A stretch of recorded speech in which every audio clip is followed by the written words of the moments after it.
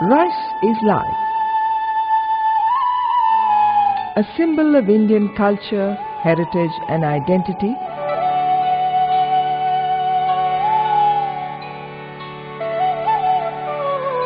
It is the staple food for over 1 billion people in the world, including 65% of the Indian population. Rice cultivation is therefore a major source of rural employment and livelihood. India is the second largest producer of rice in the world, contributing 40% to the national food basket and a leading exporter of basmati and superfine rice to the tune of 4,000 to 5,000 crore rupees annually. However, rapid population growth, a decline in the productivity growth rate, and reduced availability of land, labor, water and other resources are making the task of feeding the population in future quite daunting. The need of the hour is to save every grain of rice that is grown. In this context, preventing avoidable losses due to various pests assumes importance. The rice crop hosts many pests and diseases, besides facing competition from weeds. These lead to substantial losses in yield and hampers the production potential of the crop. The average loss in yield can range from 25% to 33% on an overall basis. Since the days of the Green Revolution, Indian farmers have been using pesticides to minimize crop losses. An estimated 17% of the total pesticides used in India are on the rice crop. Unfortunately, the indiscriminate use of pesticides has led to the retention of toxic residues in the grain, plants, soil, water and air, posing health hazards to the people, livestock and other organisms. It has also led to a reduction in the biodiversity of natural enemies and in turn to the outbreak of secondary pests and even pesticide-induced resurgence of primary pests. The long-term use of a single class of pesticide has led to the build-up of resistance in the pest population to this class of pesticide, which calls for the application of a higher dose of the same pesticide or new chemicals.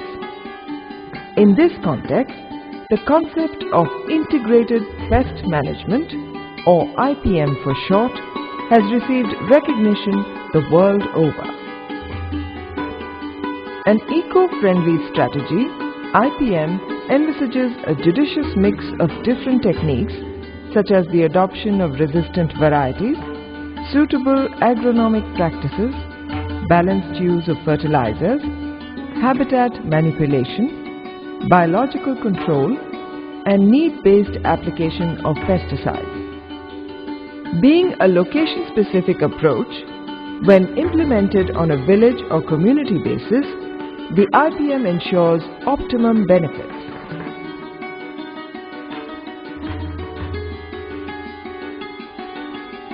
The Directorate of Rice Research in Hyderabad, or the DRR, has been playing a crucial role in developing IPM modules for the rice crop and implementing them throughout the country. We have to sustain our food security. In the situation, there will be resurgence of more and more insect pests. We have also seen the negative impact of the pesticide in 70s and 80s. Therefore, the Directorate of Rice Research, through its coordinating centers, developed the IPM modules, Integrated Pest Management. This is a blending of traditional wisdom and modern approaches. The magnitude of the problem posed by pests and diseases can be gauged from the fact that there are over 100 insect pests affecting the rice crop, and the average yield loss due to them is estimated to range between 21 and 51%. Of these, major pests are the stem borers, the gall midge, the brown and white backed plant hoppers, and the leaf folder.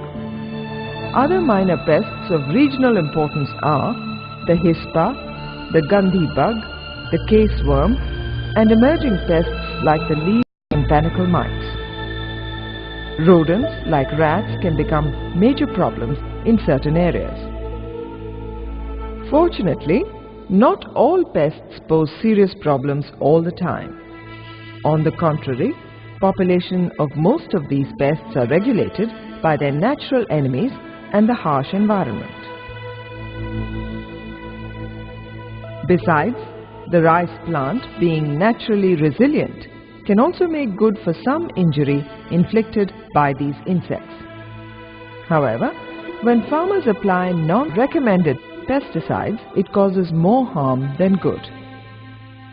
Most natural enemies are eliminated along with pests. But pests recover early, and in the absence of a regulatory force, their populations rapidly increase to cause epidemics. The rice crop also suffers from many diseases caused by fungi, bacteria, and viruses. These include blast, sheath blight, bacterial leaf blight, and tungro virus disease.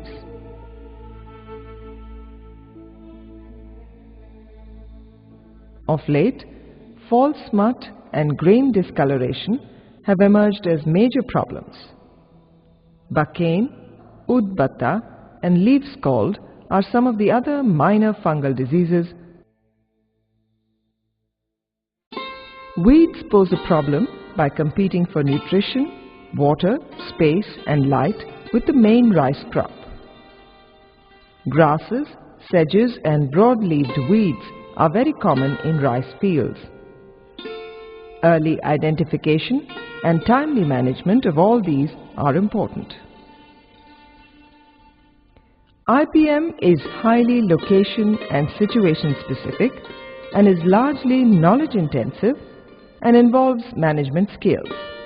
Hence, a community approach involving groups of farmers is highly recommended. The basic strategy for IPM should be planned well before the crop season and be amenable to modulation. A key pest approach is one of the options at this stage. The farmer should decide his variety, keeping in mind the pest problems of the area in the immediate past and other considerations. As many as 51 varieties resistant to the gall midge, 25 to the brown plant hopper, 2 to the green leaf hopper, and 2 to the white-backed plant hopper are available. More than 250 varieties resistant to the blast, 70 varieties for the bacterial leaf blight and the rice tungro virus disease have been released for cultivation in different ecosystems. If a farmer chooses a variety resistant to the key pest of the area, he should plan for the other cultural components like the time of planting, method of crop establishment like transplanting versus direct seeding, considering other pest problems likely to be encountered. If seed treatment is required, as in the blast endemic areas, it should be done prior to the sowing.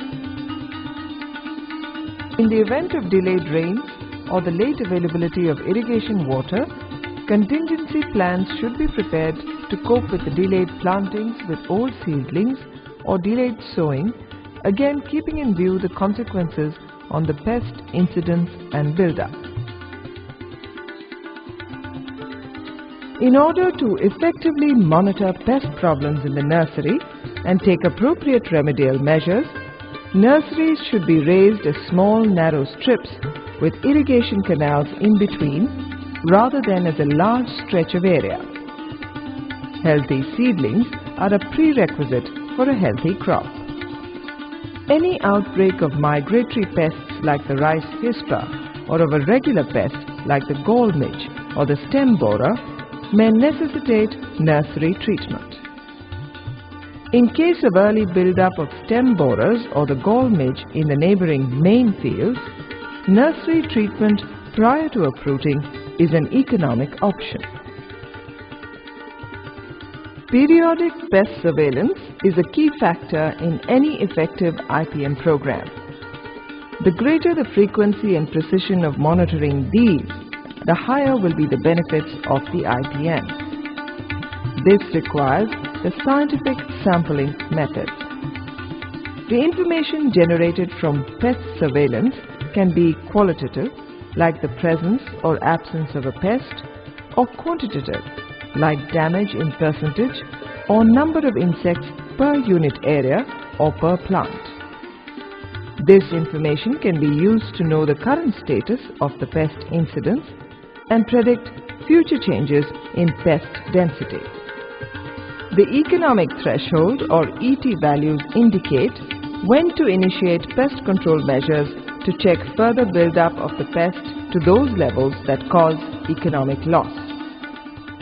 Empirical ET values are available for different pests and for different crop stages. These can be considered as a guideline and can be further refined with the farmer's own experience. A few thumb rules have also been developed that suggest when to resort to control measures considering the ratio of the pests to their natural enemies. The basic precept of IPM is that one should never resort to preventive control measures involving chemical pesticides. The use of synthetic organic pesticides should be strictly need-based and only as the last resort. However, a host of alternative, eco-friendly measures of intervention are available.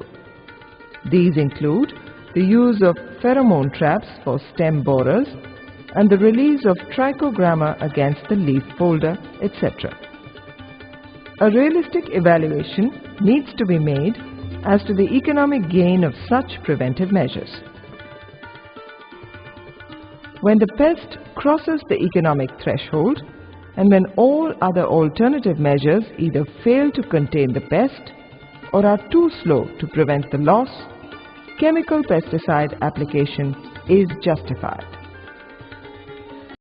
Before doing that though, here are some do's and don'ts to follow. Consult an expert to select the most suitable pesticide for the situation. Use correct doses, not less.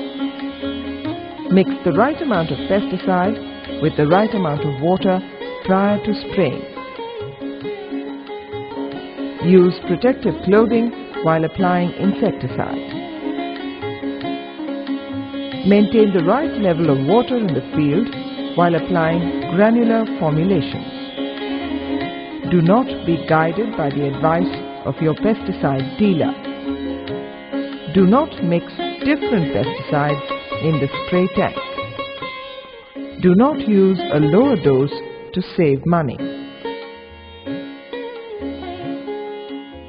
Thus, the integration of host plant resistance, proper cultural management practices, biological control strategies, and need-based chemical control can lead to a bumper harvest and high economic returns for the farmers, as well as ensure a safe and clean environment.